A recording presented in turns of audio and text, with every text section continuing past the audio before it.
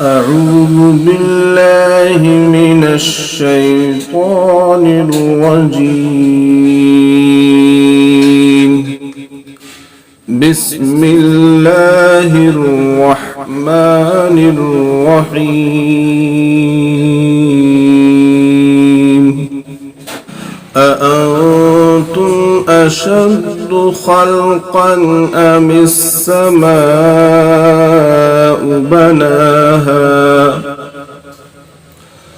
رفع سمكها فسواها وأغطش ليلها وأخرج ضحاها والأرض بعد ذلك دحاها أخرج منها ماءها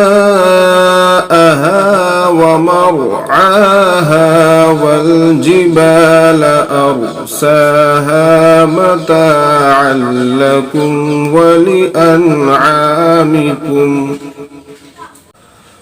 فإذا جاءت الطامة الكبرى يوم يتذكر الإنسان ما سعى وبرزت الجحيم لمن يرى فأما من طغى وآثر الحياة الدنيا فإن الجحيم هي المأوى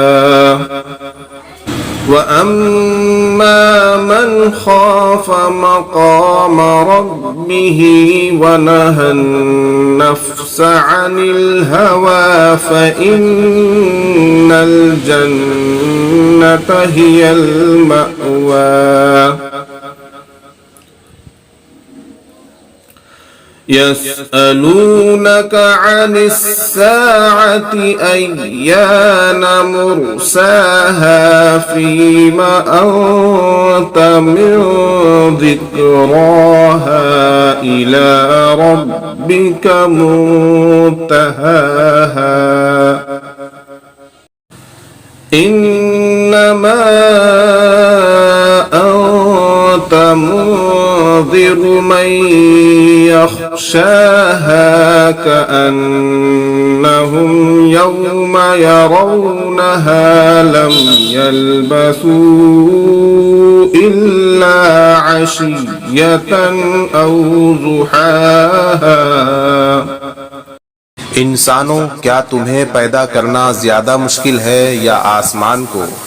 उसको अल्लाह ने बनाया है, उसकी बुलंदी उठाई है, फिर उसे ठीक किया है और उसकी रात अंधेरी बनाई है और उसके दिन की धूप बाहर निकाल दी है और जमीन को उसके बाद बिछा दिया है, उसमें से उसका पानी और उसका चारा निकाला है और पहाड़ों को गाड़ दिया है ताकि तुम्हें और तुम्हारे मवेशियों को फायदा पहुंचाए। फिर जब वो सबसे बड़ा हंगामा बरपा होगा जिस दिन इंसान अपना सारा किया धरा याद करेगा और दोज़ख हर देखने वाले के सामने जाहिर कर दी जाएगी, तो वो जिसने सरकशी की थी और दुनिया की जिंदगी को तरजीह दी थी तो दोज़ख ही उसका ठिकाना होगी। लेकिन वो जो अपने परवरदिगार के सामने खड़ा होने का खौफ रखता था और अपने नफ्स को बुरी ख्वाहिशात से रोकता था तो जन्नत ही उसका ठिकाना होगी। ये लोग तुमसे क़यामत की घड़ी के बारे में पूछते हैं कि वो कब कायम होगी। तुम्हारा ये बात बयान करने से क्या काम, उसका इल्म तो तुम्हारे परवरदिगार पर ख़त्म है। जो शख्स उससे डरता हो तुम तो सिर्फ उसको खबरदार करने वाले हो। जिस दिन ये उसको देख लेंगे उस दिन उन्हें ऐसा मालूम होगा जैसे वो दुनिया में या कब्र में एक शाम या एक सुबह से ज़्यादा नहीं रहे।